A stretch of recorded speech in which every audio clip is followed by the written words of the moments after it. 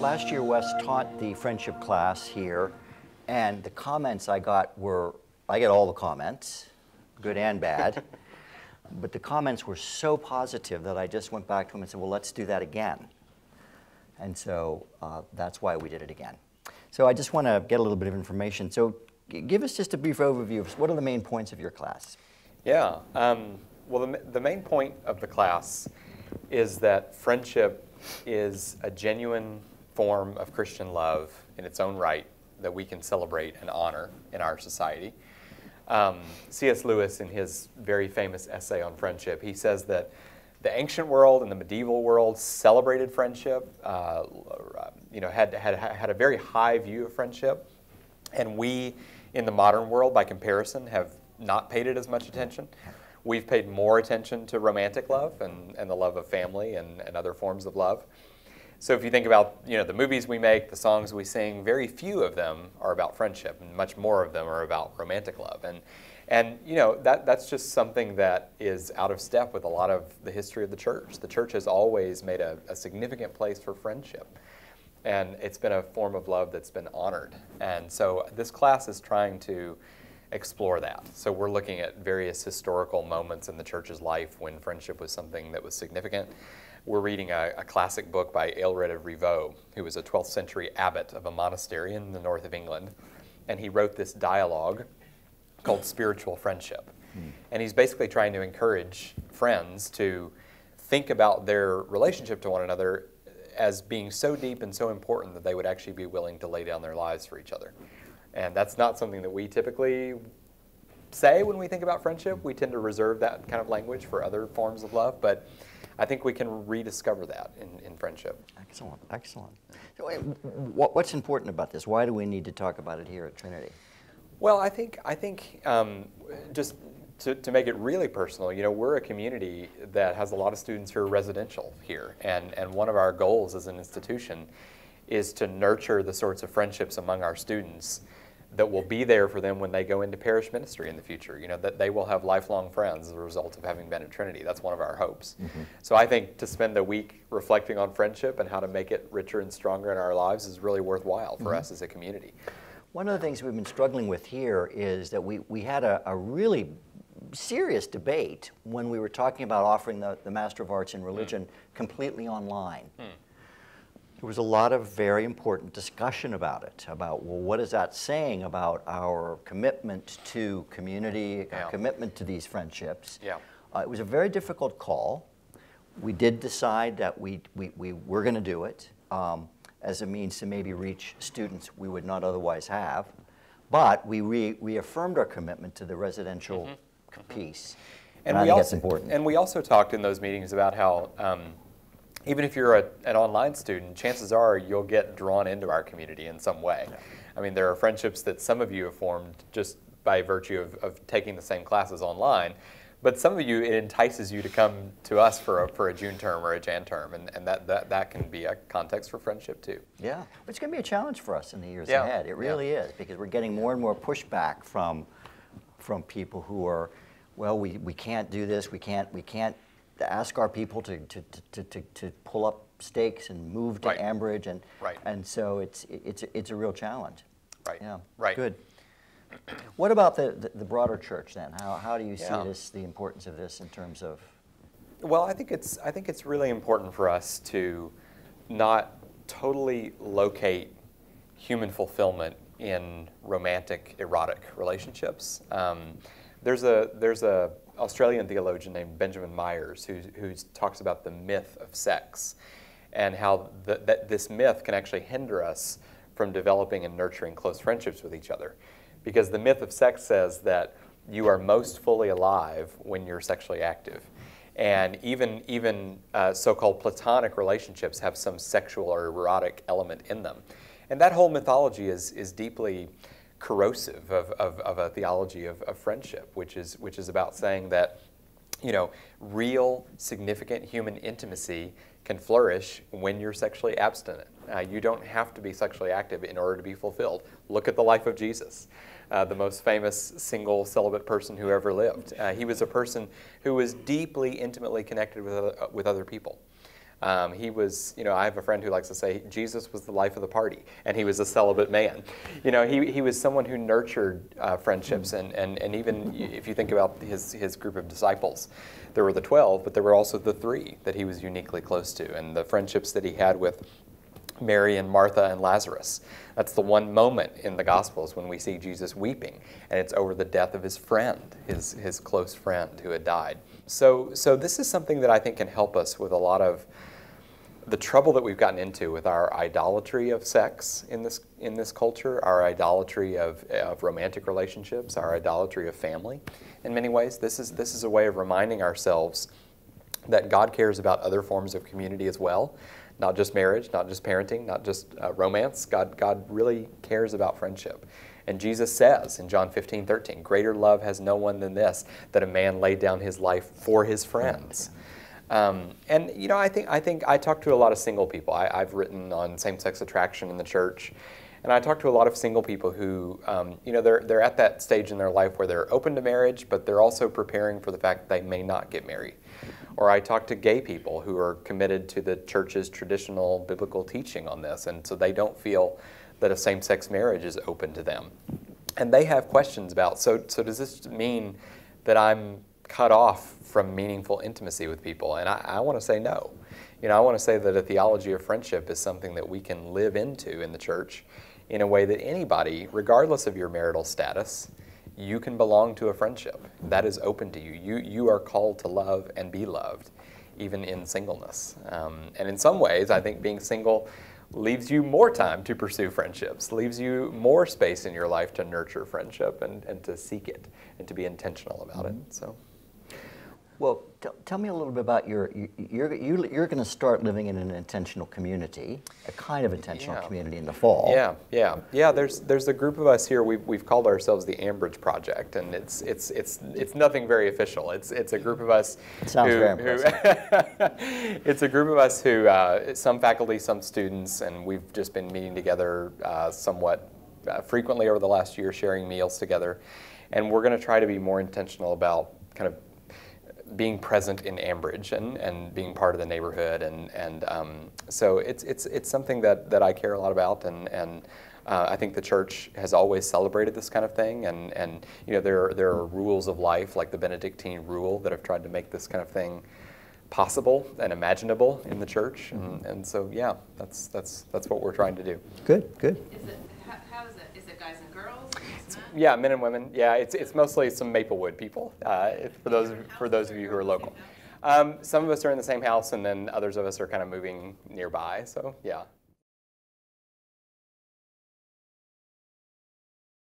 Yeah, I don't think so. We're going to talk about this later in the week in my class about where do we go from here practically? How do we actually strengthen and nurture friendships in the church? And what I will often say to people is that I have spent a lot of my life looking for the next best friendship. There are some people who behave that way about romance. When's the next romantic partner going to come along? And I think a lot of my life has been spent thinking about when's the next best friend going to come along. And I think a large part of our discipleship in this area is maybe it should take the form of looking at the friendships that we're already in currently and thinking more intentionally about those relationships, about how can we strengthen those relationships. So just to take an example, there were some friends I had in graduate school, and we both just kind of came to the decision that we were going to at least set aside one night of the week where we would make dinner together, and we alternated at our different houses. And what I found is that just that tiny little step of intentionality of saying Tuesday nights is our friendship night, that led to other forms of community. That we would invite other people to be part of those nights, or we would, Tuesday night would expand into Thursday night, or there were ways that little step of saying we're going to take this seriously and put something on the calendar opened us up to the possibility of more forms of intentionality in our friendships. So what I want to say to a lot of people in the church is look around you, think about the relationships that you're already involved in, think about the people that you are already bound to in community, and think about ways to make those relationships more significant in your life. Maybe think about as some friends of mine asked me, do you want to go on vacation with us this year? Or, just little steps like that we can take to signal to our friends that they are a vital part of our lives, that we want this to be, we want to be intentional about this.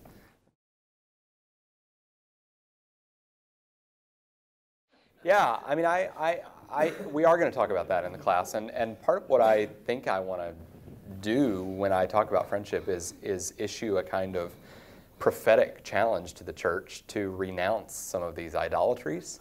I mean, what would it mean to renounce the idolatry of busyness? Well, it might mean actually getting ruthless about cutting some things out of my schedule to make time for friendship. I don't know if you guys know Jonathan Wilson Hartgrove. He's the director of the Rutba House in Durham, North Carolina, and he's written a book called The Wisdom of Stability.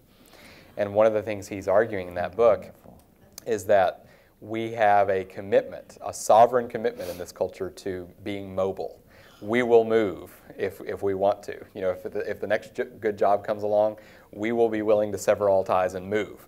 And he says, part of what maybe some Christians need to do is take vows of stability, and he's done that. They've moved into this neighborhood in Durham, North Carolina, and they've just committed to being there for the long haul. And I don't think that's something that everyone should commit to. I mean, the Apostle Paul certainly didn't commit to that. He was very mobile, but I think some of us should maybe think more intentionally about that. And some of us, I think, and I've had friends who've done this. Some of us should be willing to at least imagine the possibility of either moving with our friends or staying put for our friends, making friendship so important of a relationship in our lives that we would actually be willing to turn down a good job offer for the sake of the friendship. That's really countercultural, but I think we need to at least be willing to think through those kind of questions. And so what would it look like for friendship to say, like Wilson Hartgrove did, we're actually going to move into a house in the inner city in Raleigh or Durham and pursue an intentional community there. And you may lose certain freedoms that go with a higher plane of living, but you gain in terms of intimacy and community. Yeah.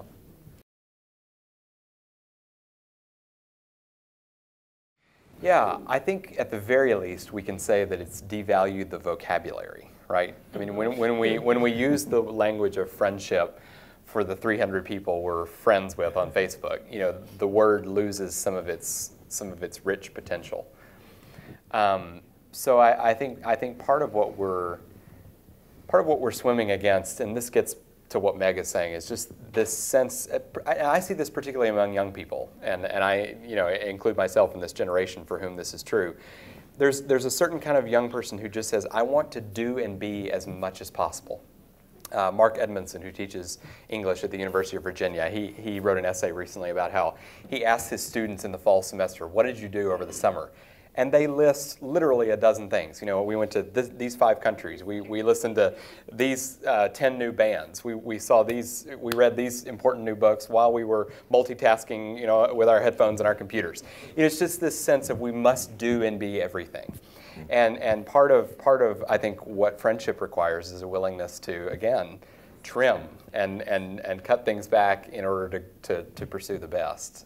So I think social media gives us the illusion of connectedness, and in some ways it's not just an illusion. I mean, I have real connectedness, I think, with friends, in England whom I miss and I dearly love, and seeing their photos on Facebook really is significant for me. So I don't want to minimize that, but it can create this illusion of that I'm in communion with them when I'm seeing their photos, and that's not enough. It's got to be the photos plus I'm going to visit them this summer, and those things have to be there too. So I think we need to be on guard against the fact that just because we're connected on Twitter or Facebook does not mean that we're nurturing the friendship in the way that we're called to do. We've talked in my class so far about distinguishing between different types of friendships. Aristotle is one of the most famous attempts to do this, where you distinguish between a friendship based on pleasure. And this is what we might say is what you're talking about.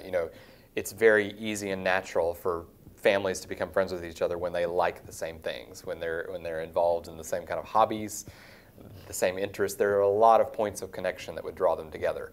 Well, for Aristotle, that's worthwhile for what it is, but it's not the highest kind of friendship. The highest kind of friendship is a friendship based on the pursuit of virtue, where you're spurring one another on to pursue goodness. Now, Aelred of Rievaulx, a Christian author, he totally Christianizes Aristotle and says it's not enough just to be pursuing virtue. It's about the pursuit of Christ. It's the Christianization of Aelred's vision. So, and when you put that together with someone like Lewis, who says, we picture lovers face to face, absorbed in one another, and we picture friends shoulder to shoulder, engaged in some common pursuit.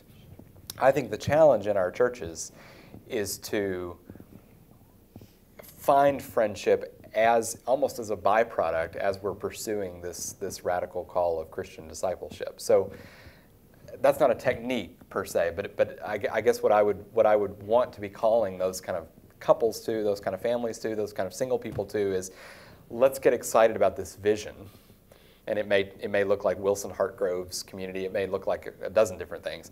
And friendships that cross those normal boundaries of socioeconomic status, that cross those boundaries of marital status, may begin to form as we're engaged in this common pursuit.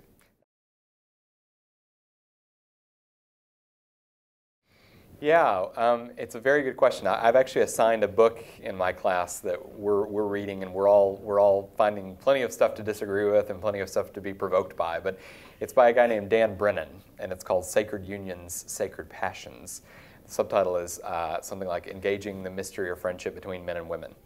But he's arguing that we've kind of bought into the Freudian idea that all of us are totally motivated by sex all the time. That's what explains us as people. And he says, that's actually not a Christian anthropology. And so we've embraced this vision of what it means to be a human person, largely from sources that are not Christian. So he's saying, if you go back to Scripture, Scripture presents, male and female are equally baptized, equally clothed with Christ. Paul is partners in ministry with Priscilla and Junia and others. So if we take our bearings from Scripture and from the Christian tradition, we have some resources to resist that idea that the opposite sex is always and only a danger to us, is always and only a threat to our sexual purity. I mean, yes, we have to be on guard. Yes, the church has been ravaged by extramarital affairs, and we've got to be on guard. But actually, Christianity does not encourage us to view the opposite sex as always primarily a threat to our chastity, and there's resources there to rethink some of that.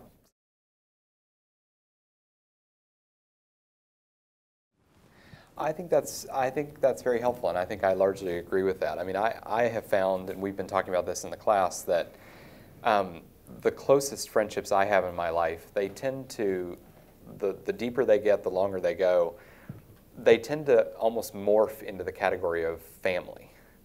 And that's something you see even in the way Christians talk about friendship, is they'll use the metaphor of brother and sister. So it's as though it starts off with this, this mutual liking you have. Like, I become friends with people because we were both in graduate school at the same time, or we both, if we're parents, we both had our kids around the same time and started. There's some spark of mutual attraction that starts it off. But once it goes for a long time, it tends to morph into that category of, you're just part of my family now. And there are going to be times where you're not giving me anything, and I'm not deriving any pleasure from you necessarily. You may be really in bad financial condition, or your mental health may be poor, but I'm still bound to you. It's a friendship that's based on this kind of familial bond that we have in Christ now, and it's not just based on what I can get out of it and what you can get out of it from me. So, we've called that in my class the transformation of friendship, and I think that's a very, I think that's what the gospel does to friendship.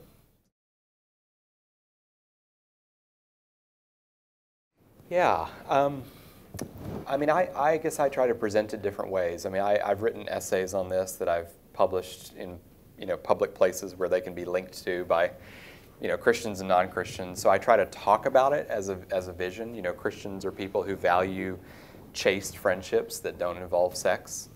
That's something we see in the life of Jesus. We see it in the life of Paul. And I try to describe that, talk about that. But I also think there comes a point where you just need to see it embodied. If you're skeptical that it can even exist, you just need to see that it actually can exist in the world. I mean, I think, for instance, so I lived, when I was in England for 4 years, and I lived next door to a Christian couple that became very, very dear friends of mine. And when their baby was born, their first child was born, our church brought meals to them we probably brought meals to them for about 7 weeks. It was a long time. They were well cared for. Well, our other neighbors down the street who were not Christians, who had their baby about the same time, they were utterly shocked that this Christian couple had so many friends. They said, we have friends that we go to the pub with, that we see once a month, that we enjoy, but we don't have any kind of relationships like this. I don't know what that's like, and I think that kind of thing, we have to embody it. People have to see it. Isn't it Leslie Newbigin who says the best, I'm going to butcher this now, the best hermeneutic of the gospel is a community living by its values. That's not how he says it. He says it much better than that. But in other words, what will give the gospel plausibility, what will give this ideal of chaste friendship, what will give it legs in the culture, is when people actually embody it and show it to the world and start describing what it looks like in their lives. Well, I'd like to segue into, just for another couple of minutes. I'm sorry, we're going a little bit beyond your time. When we interviewed Wesley, he was in England, and we were doing a Skype thing. And right after that interview, I went to the bookstore and I bought his book, Washed and Waiting. And it was transformational for me. And from that moment, I said, we need to have this discussion here at Trinity. And we finally are going to do it. So I'd like to announce for the first time that we're having a conference here in October, and I'd like Wesley to talk a little bit about it. Christian Faith and Same-Sex Attraction, Finding Paths to Ministry. It's on the 10th and 11th of October. So just give us a little bit of a rundown. Yeah. It sounds like it's going to be wonderful. I think it's a day and a half, and the details will be on the website, so you can look it up. But the idea for this conference is to talk about the issue of same-sex attraction, the issue of homosexuality, in a way that really speaks to people who are parish priests, who are counselors, who are in various forms of ministry, and to people who are same-sex attracted themselves who might come to the conference. So we want to kind of speak to a very broad audience and have a lot of different people involved. But the people we've brought on board, I'm going to be there, and I'm going to be talking about kind of how developing a theology of friendship is actually really key to this whole discussion, because I think what a lot of gay people feel that they're being asked to do by the gospel is to live a life without intimacy. They're being asked to deny themselves a same-sex marriage, to remain sexually abstinent, and that automatically equals lifelong singleness, which automatically equals lifelong loneliness. That's what a lot of people hear from the church. And so I think to be able to say, you are called, every celibate person in the church is called to deep, meaningful friendship, is actually a really crucial piece of this whole conversation. That whatever the gospel, whatever sacrifices the gospel calls you to make, the gospel never calls people to live without love. Gay people, just as well as straight people, are called to love. Now, the forms of love are going to look different, but everybody's called to love. And everybody's called to be loved. So I'm going to be talking about that. We have two other speakers. Mark Yarhouse, who is a psychologist at Regent University in Virginia Beach, Virginia. He's done a lot of research on this whole topic. He co-authored a book called Ex-Gays, ? With Stan Jones of Wheaton College. And they did a longitudinal study of sexual orientation change efforts. So he's going to talk about that research and what we can say to people about possibilities of altering their same-sex attraction. And we've also invited Melinda Selmes. She is a very, very thoughtful Roman Catholic woman who was an atheist and came to faith in Christ. She is self-identified as a gay woman. She's married to a man, has several children, deeply committed to her Catholic faith. So she is committed to only a sexual relationship with her husband. And she's going to talk about her experience of coming out as a lesbian and what it's like to live, as a faithful Catholic woman in a marriage to a man of a different sexual orientation than she is.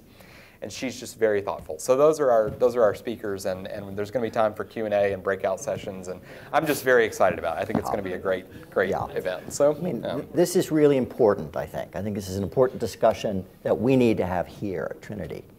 And so I'm very grateful that we finally got it on the book. So there are some flyers here. There'll be lots of publicity about it, but I wanted to use the June term as the way to sort of launch the discussion. So please, take these to your parishes. I'd like to see as many people as we can pack into the Commons Hall come to this event. It's going to be a very important one. Thanks, Mark. Thank you.